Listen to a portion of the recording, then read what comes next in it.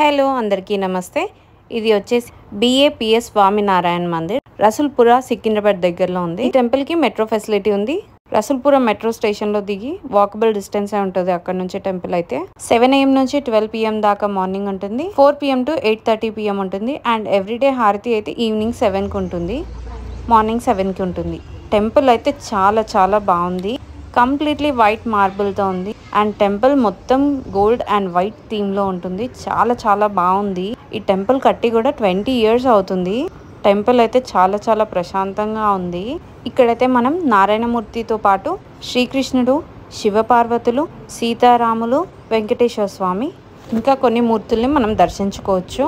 Temple అయితే చాలా చాలా ప్రశాంతంగా ఉంది. అక్కడ స్టాఫ్ కూడా మనం ఏది అడిగినా కూడా చాలా మంచిగా ఓపికగా ఆన్సర్ చేస్తున్నారు. డౌట్స్ ఉన్నా, టెంపుల్ గురించి తెలుసుకోవాలనుకున్నా అన్నీ చాలా బాగా చెప్తున్నారు.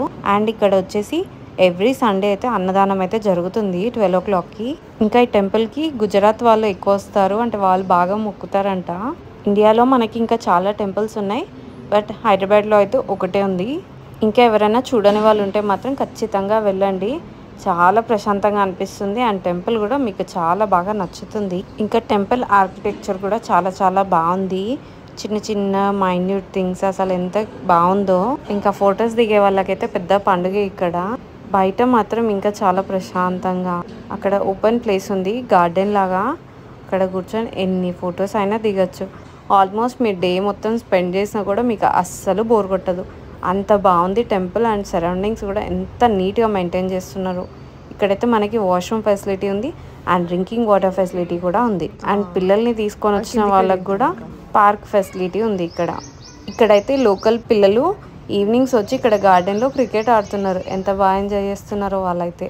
దగ్గరలో ఉన్న వాళ్ళు మాత్రం ఖచ్చితంగా వెళ్ళి విజిట్ చేయండి. ఇంతవరకు ఎవరైనా చూడకపోతే మాత్రం చూస్తే మీకు ఎలా అనిపించిందో మీ ఎక్స్పీరియన్స్ కూడా నాతో షేర్ చేసుకోండి. నాకైతే టెంపుల్ చాలా బాగా నచ్చింది. మెయింటెనెన్స్ కూడా అసలు ఎంత బాగా మెయింటైన్ చేస్తున్నారో అండి, చాలా బాగుంది.